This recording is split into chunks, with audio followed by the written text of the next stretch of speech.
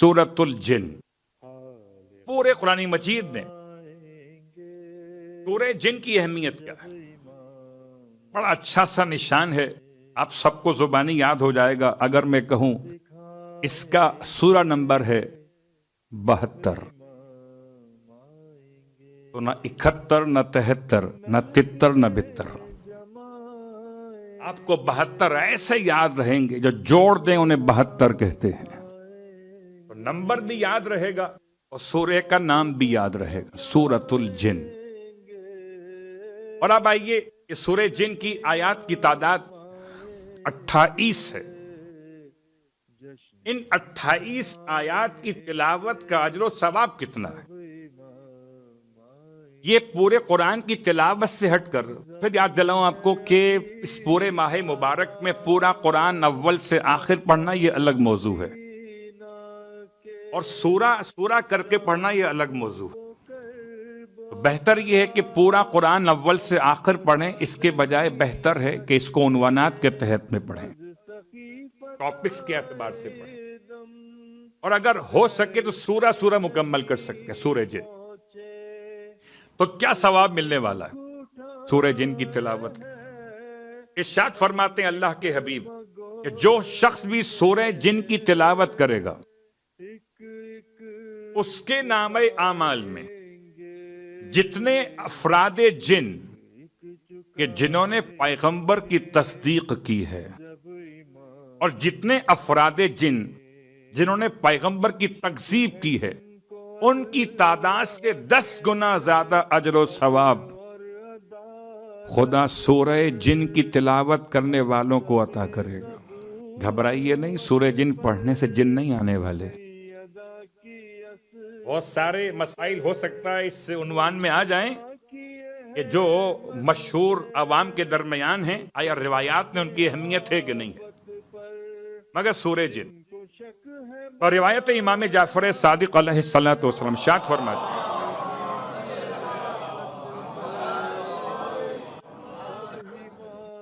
کہ سورہ جن کی تلاوت اگر کوئی زیادہ کرے، اکثر کرے، بار بار کرے، بار بار کیسے کرے؟ کہ جب کبھی 4 قل پڑھیے، سورہ اخلاص و کافرون و فلق و ناس، تو 5واں قل ہے سورہ مبارکہ جن۔ قرآن نے 5 ایسے سورے جو شروع ہوتے ہیں لفظ قل سے، ان میں سے 5واں کہہ لیجئے ترتیب کے لحاظ سے پہلا ہے سورہ جن۔ اس کی تلاوت کا ثواب امام فرما رہے کہ جو شخص اس کی تلاوت زیادہ کرے گا، پروردگار اس کو جنوں کے مکر و فریب سے محفوظ رکھے گا، جنوں کے دھوکے سے محفوظ رکھے گا، جنوں کے حملے سے محفوظ رکھے گا، اور خدا اسے محمد اور آل محمد کے ساتھ محشور کرے گا۔ ادھر محفوظ ادھر محشور۔ محفوظ کس سے؟ جنوں سے۔ محشور کس کے ساتھ؟ محمد و آل محمد کے ساتھ۔ تو سودا برا تو نہیں ہے۔ 28 آیتوں میں اگر خدا میرا اور آپ کا نام ڈال دے محمد و آل محمد کے ساتھ محشور ہونے والوں میں، تو سودا مہنگا تو نہیں ہے۔ اب یہ الگ بات ہے کہ ہم اور آپ اس سودے کو ہلکا سمجھیں، مگر بہت بھاری سودا ہے۔ اگر کوئی انسان کہیں جانا چاہتا ہو، کسی جگہ اس کی کوئی مشکلات ہو، کوئی بہت ظلم کرنے والا کوئی بادشاہ ہو، جہاں جانا پڑ جائے سورہ جن پڑھ کر جائے تو محفوظ رہے گا۔ سورہ جن کی تلاوت انسان کا رزق میں اضافہ کر دیتی، جتنا زیادہ پڑھیے اتنا زیادہ رزق ملتا ہے۔ بہت تفصیل کا وقت ابھی آیا نہیں ہے، آہستہ آہستہ مسائل آئیں گے۔ تو آئیے سورہ جن کے فضائل کے ساتھ ساتھ اب یہ پس منظر میں سورہ نازل کہاں پر ہوا؟ پورے قرآن میں پروردگار نے جنوں کا تذکرہ کیا ہے۔ یہ جن کیا ہیں، ان کے اقسام کیا ہیں، ان کی بود و باش کیا ہے، کہاں رہتے ہیں، یہ مسائل ہو سکتا ہے آہستہ آہستہ۔ ابھی فی الحال پہلا مسئلہ یہ سورہ نازل کہاں پر ہوا؟ ابن عباس کہتے ہیں ایک دن اللہ کے حبیب فجر کی نماز پڑھ رہے تھے، اور فجر کی نماز میں آپ جانتے ہیں، مجھ سے بہتر جانتے ہیں کہ بآواز بلند، مگر میں بہت سارے افراد کو پہچانتا ہوں کہ جو آہستہ نماز پڑھ لیتے ہیں، مرد ہو کر بھی صبح کی نماز آہستہ، اتنا زور سے پڑھیے کہ اگر کوئی ساتھ میں بیٹھا ہوا سننا چاہے تو آپ کی الرحیم کی میم بھی سن لے۔ بسم اللہ الرحمن الرحیم، ایسا نہ ہو کہ رحمان کی نون تو واضح ہو، رحیم کی میم اندر رہ جائے۔ اسے کہتے ہیں بآواز بلند جو نمازیں پڑھی جاتی ہیں، ان میں نماز فجر۔ اور اب تو ویسے ہی اس ماہ مبارک کی برکت سے پورا سال کوئی نماز فجر میں پابندی کر پاتا ہو نہ کر پاتا ہو، یہ ماہ رمضان تو ایسا ہے کہ یہ اس کا بغیر تو دم لیتا ہی نہیں۔ سحری بھی کیجئے، پھر اس کے بعد خدا کی عبادت بھی کیجئے۔ اتنا حسین ہو کہ سحری سے پہلے نماز شب ہو، سحری کے بعد نماز فجر ہو۔ تو ایک دفعہ خدا کو یاد کریں کھانے سے پہلے، ایک دفعہ یاد کریں کھانے کے بعد، تاکہ دو طرفہ خدا کی یاد ہو، بیچ میں خدا کی نعمت۔ صلوات پڑھیں محمد و آل محمد۔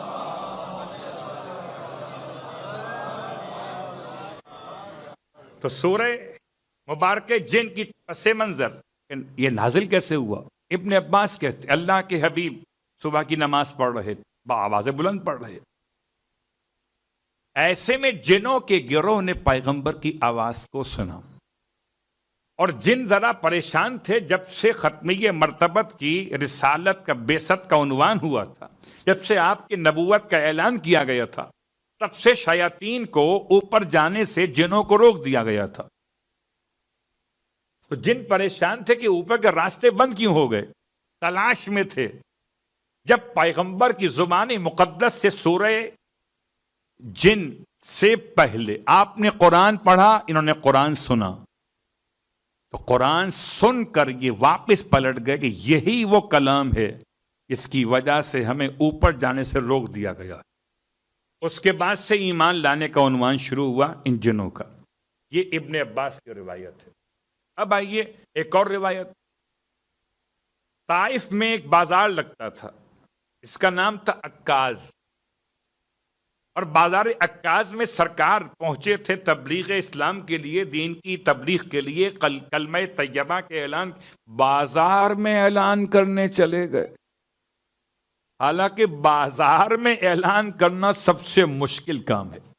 بازار میں یہ تو اعلان ہو سکتا ہے کہ کتنا ڈسکاؤنٹ مل رہا ہے، بازار میں یہ تو اعلان ہو سکتا ہے کہ ایک کے ساتھ ایک فری ہے، بازار میں کوئی کلمہ طیبہ پڑھے، بازار میں کچھ اللہ کے دشمن کو برا کہے، بڑا مشکل کام۔ آپ نے بازار عکاظ میں تبلیغ دین فرمائی، اور تبلیغ دین فرمانے کے بعد پھر آپ کے ساتھ کیا ہوا؟ واپس پلٹ رہے تھے تو کہتے ہیں وادی جن کے علاقے میں پہنچے، طائف سے واپس پلٹ رہے ہیں۔ وادی جن، ہو سکتا ہے وادی جن کا مسئلہ کل بھی آئے، کہ بعض علاقوں میں لوگوں نے خیال کیا کہ یہ جن کی وادیاں ہیں۔ یہ جن کی وادیاں کیا ہوتی ہیں وہ کل بیان کریں گے۔ اللہ کے حبیب لوٹ رہے تھے کہ آپ کے خدمت میں جنوں کے گروہ نے آپ کی تلاوت کے انداز کو سنا، اور تلاوت کو سن کے اتنا متاثر ہوئے، قسم بخدا سورہ جن بتا رہا ہے کہ انسان جنوں سے افضل ہے، کہ پڑھنے والے ختمیہ مرتبت انسان کی شکل میں تھے، جن کی شکل میں نہیں تھے۔ کوئی جن انسان سے کیسے بہتر ہوگا، جبکہ اشرف مخلوقات خدا نے انسان کو قرار دیا۔ سرکار ختمیہ مرتبہ صلی اللہ علیہ وآلہ وسلم کا قرآن پڑھنا۔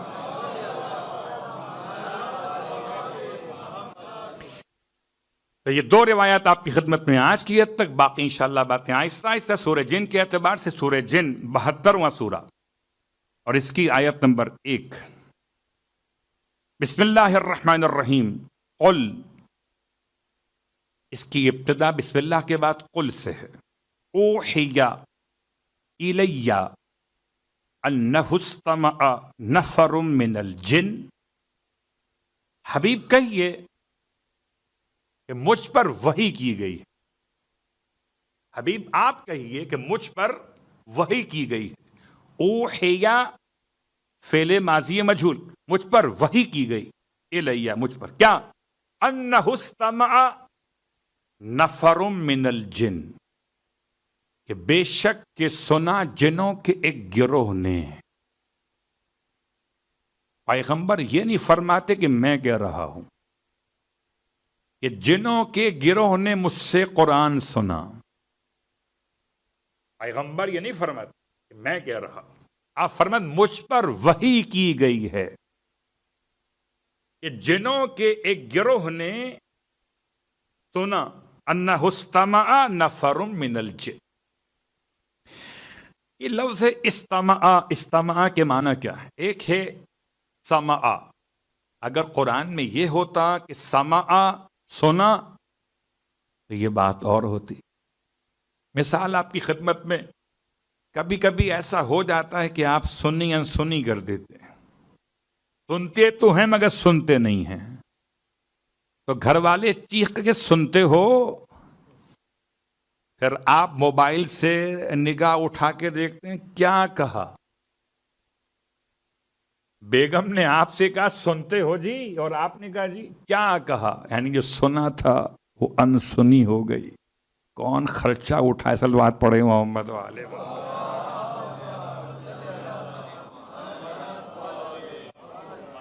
آیت نمبر 1 کے الفاظ میں، استمع نفر من الجن، جنوں کے ایک گروہ نے خاص طور سے سنا کان لگا کر۔ اچھا، جو سنا وہ بھی خدا نے بتایا، فقالو، یہ بھی خدا بتا رہا ہے، مگر خدا کسے بتا رہا ہے؟ خدائی کو نہیں، خدا بتا رہا ہے اپنے محمد کو۔